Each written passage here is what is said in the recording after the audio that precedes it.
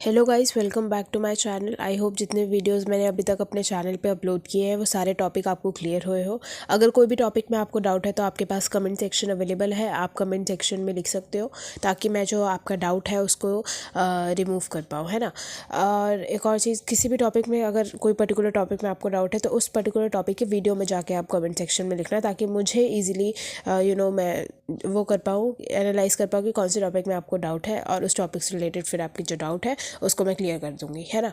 Okay, so in this particular video we all are going to discuss and learn about the accounting policies. जैसे कि काफ़ी पिछले मतलब बहुत टाइम हो गया, तो उस समय हमने अकाउंटिंग प्रिंसिपल्स के बारे में बात किया था, जो कि मेरे चैनल पे वीडियो अपलोडेड है, लेकिन काफ़ी टाइम पहले हमने बात किया था।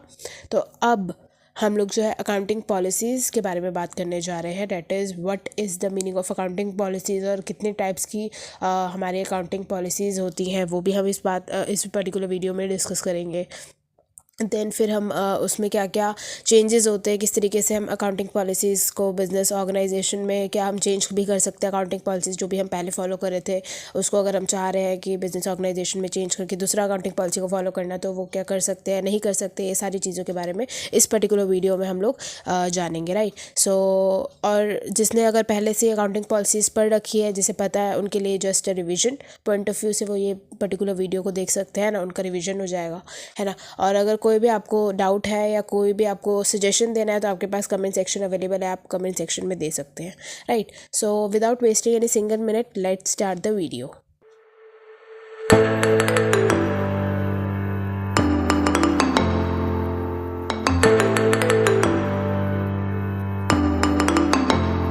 सो जो फर्स्ट स्लाइड है, under the accounting policies are the meaning, right.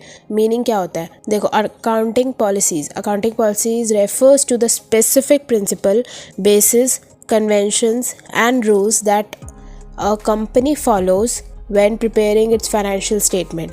These policies are essential to ensure that a company financial statement are presented fairly, consistently and accurately.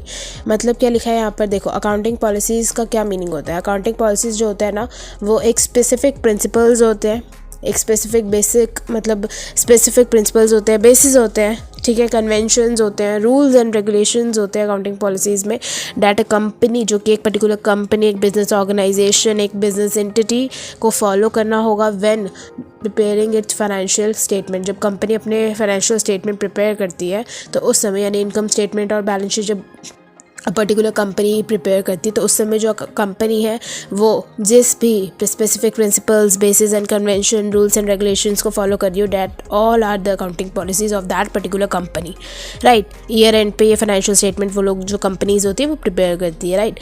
These policies are essential to ensure, ये जो policies होती है accounting policies, ये essential होती है, हमें ensure करती है डैट पर्टिकुलर कंपनीज़ की जो फाइनेंशियल स्टेटमेंट है आर प्रेजेंटेड फेयरली। मतलब जो फाइनेंशियल स्टेटमेंट जो कंपनी प्रिपेयर कर रही है उसमें जो भी वैल्यूज़ है, फिगर्स है, वो सारे फेयर है, सही है, एक्यूरेट है, कंसिस्टेंटली होंगे। जो भी अकाउंटिंग पॉलिसीज़ है, रूल्स एंड रेगुलेशंस है, उन्होंने उस कंपनी ने उस पर्टिकुलर रूल्स एंड रेगुलेशंस को कंसिस्टेंटली अपनी कंपनी में फॉलो किया है। एंड एक्यूरेटली जो वैल्यूज़ है, फिगर्स जो शो हो रहे हैं, वो ट्रू है, फेयर है, एक्यूरेट है, राइट। सो नेक्स्ट स्लाइड पे हम लोग चलते हैं। That is our types of accounting policies. Types of accounting policies कितने टाइप्स की होती है? 5 टाइप्स ऑफ अकाउंटिंग पॉलिसीज़ होती है। लेट्स नो कि कौन कौन सी होती है, ठीक है। सो फर्स्ट हमारा जो है that is our revenue recognition policy. Revenue recognition policy नाम से ही क्लियर है हमारा कि रेवेन्यू का रिकॉग्नाइज कर रहे हैं हम यहाँ पर, ठीक है। रेवेन्यू को क्या लिखा है यहाँ पर? डिफाइंस, यानी revenue recognition policies defines when revenue is recognise such as when goods are shipped और व्हेन सर्विसेज आर रेंडर। जब हम पर्टिकुलर गुड्स को एक जगह से दूसरी जगह भेजते हैं, ट्रांसपोर्ट करते हैं, ठीक है, या जब हम पर्टिकुलर सर्विसेज को रेंडर करते हैं, तो उस समय जो हमें रेवेन्यू मिलता है, कितना हमें रेवेन्यू मिलेगा इस पर्टिकुलर गुड्स को एक जगह से दूसरी जगह हम शिप कर रहे हैं, या जैसे हम लोग कस्टमर को ट्रांसफ़र कर रहे हैं या सर्विसेज को कस्टमर को रेंडर कर रहे हैं, तो कितना उसका रेवेन्यू होगा। That is our revenue recognisation policies में हम देखते हैं उसको। Then second is our inventory valuation policies. Inventory valuation यहाँ पे हम करते हैं मतलब specifies how inventories is valued, यानी इन्वेंट्री को हम किस तरीके से वैल्यू करेंगे वो चीज़ हमें इन्वेंट्री वैल्यूएशन पॉलिसी में पता चलेगा अंडर द अकाउंटिंग पॉलिसीज़ में, ठीक है। जैसे सच एज हम जो पर्टिकुलर इन्वेंट्रीज़ है, जिसमें इन्वेंट्रीज़ क्या होती है, इन्वेंट्रीज़ मीन्स जिसमें पर्टिकुलर कंपनी या जो भी बिजनेस एंटिटी है वो डील इन कर रही है ना, वो सारे उसके लिए इन्वेंट्री है। तो उसको किस चीज़ पे वैल्यू करना है, यानी कि सच एज एट कॉस्ट पे करना है या उसके मार्केट वैल्यू पे करना है, मार्केट प्राइस पे करना है, और using the FIFO and LIFO method, यानी फर्स्ट इन फर्स्ट आउट या last in first out method से आप उस पर्टिकुलर इन्वेंट्री को वैल्यूएशन कर रहे हो, ठीक है। ये भी हमारी इन्वेंट्री एवेल्यूएशन पॉलिसीज़ भी हमारा under the types of accounting policy के अंदर आ रहा है, right. Then third is our depreciation policy, means defines how depreciation is calculated and recorded, such as using the straight line method or accelerated depreciation method या written down value method हमने देखा था WDV, right. सो depreciation policy जो है वो क्या करता है, वो डिफाइन करता है कि जो how depreciation is calculated, depreciation किस तरीके से कैलकुलेट होगा, कौन से मेथड के ज़रिए हम पर्टिकुलर फिक्स एसेट्स पे डेप्रिसिएशन को कैलकुलेट करेंगे, उसको रिकॉर्ड करेंगे, ठीक है। स्ट्रेट लाइन मेथड होगा, एक्सेलरेटेड मेथड ऑफ डेप्रिसिएशन होगा, कौन से मेथड्स होंगे, ठीक है। और वो हम कंसिस्टेंटली फॉलो करेंगे, सेम चीज़ सेम मेथड, ठीक है, over a period of time, मतलब 1 साल 2 साल नहीं, अच्छे खासे टाइम के लिए, राइट। कंसिस्टेंटली हमें उस पर्टिकुलर मेथड को फॉलो करना है, राइट। देन फोर्थ, तभी तो वो पॉलिसी है। Fourth is our accounting for leases policies, यानी जो specific how lease are accounted for, such as operating lease या फाइनेंस लीज, यानी कि हमें यहाँ पे देखना होगा कि कोई स्पेसिफिक जो हमारा अकाउंटिंग फॉर लीजेस पॉलिसीज़ में हम देखते हैं कि किस तरीके से हाउ लीज आर अकाउंटेड, हम लीज को किस तरीके से अकाउंट करें, हम उसको ऑपरेटिंग लीज पे ले या फाइनेंस लीज पे हम उस पर्टिकुलर चीज़ को कैरी करें, right. Then fifth, last but not the least, is our foreign currency translation policy. Defines how foreign currency transactions are translated into the company's functional currency. यानी अगर कोई कंपनी है जो कि आउट ऑफ इंडिया, मतलब foreign company से कोई भी ट्रांजैक्शन कैरी ऑन कर रही है, तो उसको किस तरीके से हम उसको ट्रांसलेट करके और अपने द कंपनीज फंक्शनल जो कंपनी है वो अपने फंक्शनल करेंसी में रिकॉर्ड करेगी उस पर्टिकुलर ट्रांजैक्शन को जो कि वो फॉरेन कंपनीज के साथ परफॉर्म कर रही है, राइट। सो वो उसके लिए कौन सी पॉलिसीज़ होगी, तो हर चीज़ के लिए एक पर्टिकुलर पॉलिसी बनाई गई है जो कि आपको फॉलो करनी होगी कंसिस्टेंटली। तो वो सारी चीज़ें हमने देखी है अंदर the types of accounting policies में, राइट। नेक्स्ट स्लाइड देखते हैं किस चीज़ के बारे में है, that is our okay characteristics of accounting policies. Accounting policies की क्या क्या कैरेक्टरिस्टिक्स हो सकती है।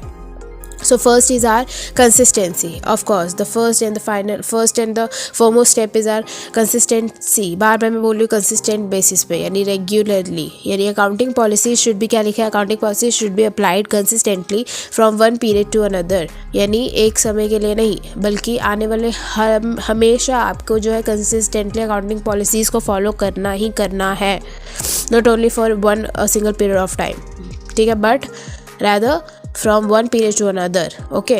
Second is our comparability. Accounting policies should enable user to compare the financial statement of different companies, यानी accounting policies जो है वो कहीं ना कहीं enable कर रही है जो भी users है of accounting policies के, उनको कि जो users है वो easily accounting policy के ज़रिए वो compare कर पाएंगे अपने financial statement को from different company, एक कंपनी दूसरे कंपनी से जो भी financial statement है जो भी कंपनी अपना ईयर एंड पे प्रिपेयर करती है, तो उसको एक कंपनी से दूसरे कंपनी के financial statement को आप कंपेयर कर सकते हो, right, under the accounting policies, ठीक है। Then third is our relevance. Relevance means accounting policy should provide relevant information to the user of financial statement. जो भी फाइनेंशियल स्टेटमेंट्स के यूज़र है उनको रेलेवेंट जितना नेसेसरी है उतनी इन्फॉर्मेशन एंड एक्यूरेट होनी चाहिए वो भी, ठीक है, प्रोवाइड करेगी. देखो फोर्थ स्टेप ही आपका, फोर्थ पॉइंट ही आपका रिलायबिलिटी है, राइट.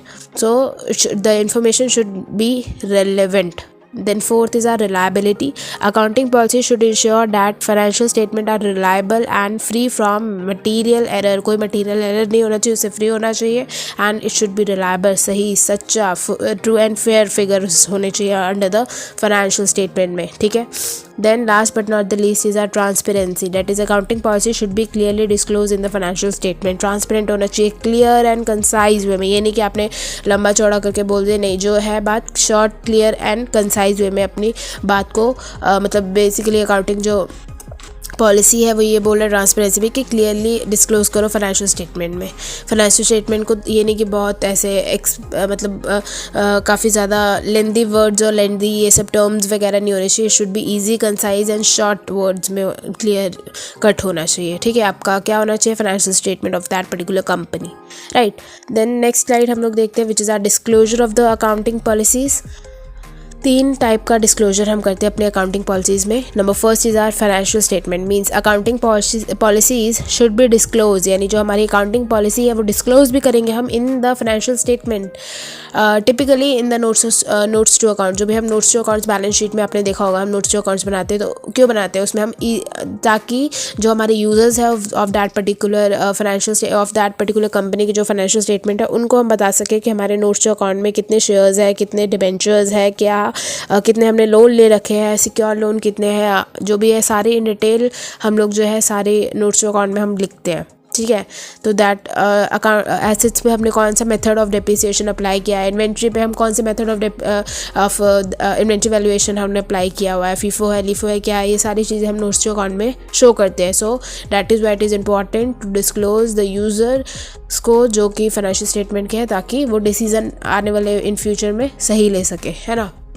देन सेकेंड डिस्क्लोजर हम फाइनेंशियल ये एनुअल रिपोर्ट्स करते हैं, that is accounting policy should be disclose in the annual reports typically in the section on accounting policies, यानी कि जो हमारा अकाउंटिंग पॉलिसीज़ है शुड बी डिस्क्लोज होना चाहिए इन एनुअल रिपोर्ट, यानी जो भी हमारे अकाउंटिंग पॉलिसीज़ है उसको हम डिस्क्लोज करते हैं। अपनी जो कंपनी एनुअल रिपोर्ट्स बनाती है उसमें अकाउंटिंग पॉलिसीज़ को डिस्क्लोज करती है कि किस तरीके का डेप्रिसिएशन वो फॉलो कर रही है, इन्वेंट्री वैल्यूएशन क्या है, उसका मेथड ऑफ अकाउंटिंग किस तरीके से, गोल्डन रूल्स ऑफ अकाउंटिंग है क्या है, किस तरीके से अपना जो फाइनेंशियल ट्रांजैक्शंस है, फाइनेंशियल रिकॉर्ड उसको रिकॉर्ड कर रही है। ठीक है, typically in the section on accounting policies, right. Then third is our website, yes, वहाँ पे भी हम डिस्क्लोज करना, ये नहीं, ये 3 चीज़ में हम डिस्क्लोज करते हैं अपने अकाउंटिंग पॉलिसीज़ को कि कंपनी कौन सी अकाउंटिंग पॉलिसीज़ को फॉलो कर रही है। ठीक है, third is our last but not the least is website, यानी अकाउंटिंग पॉलिसी में ऑल्सो भी disclose on the company's website, यानी कंपनी की उस पर्टिकुलर कंपनी की वेबसाइट पर जाके आप देख सकते हो कि उस कंपनी में किस टाइप की अकाउंटिंग पॉलिसीज़ फॉलो हो रही है, एम्प्लॉय पे कौन सी पॉलिसीज़ लग रही है, गुड्स पे कौन सी पॉलिसीज़ लग रही है, एसेट्स पे कौन सी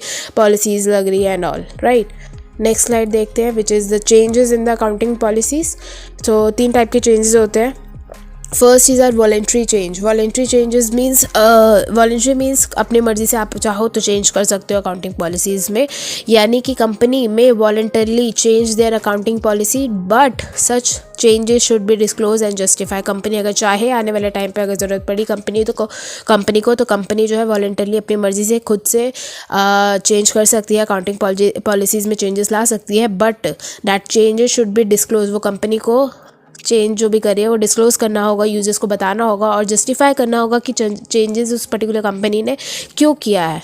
ठीक है, फॉर एनी पर्टिकुलर रीज़न होगा कोई भी चेंज, और सबका कुछ ना कुछ रीज़न होता है, तो वो रीज़न जो है कंपनी को बताना होगा टू देयर यूजर्स। ठीक है, then second is our mandatory changes, जैसे कि कंपनी में be required to change their accounting policy due to the change in the accounting standards और रेगुलेटरी रिक्वायरमेंट्स, यानी जो कंपनी है वो अपनी अकाउंटिंग पॉलिसीज़ में चेंजेस दूसरा मैंडेटरी चेंजेस में करेगी, अपनी अकाउंटिंग पॉलिसीज़ को चेंज करेगी तब जब अकाउंटिंग स्टैंडर्ड्स में चेंजेस होंगे। Due to change in the accounting standard company अपनी अकाउंटिंग पॉलिसीज़ को चेंज करेगी। रेगुलेटरी रिक्वायरमेंट्स अथॉरिटी ने चेंज किया है, रेगुलेटरी अथॉरिटीज़ ने कोई चेंजेस किया है, तो वो फिर कंपनी अपनी अकाउंटिंग पॉलिसीज़ में भी चेंजेस करेंगी, which is mandatory also, right.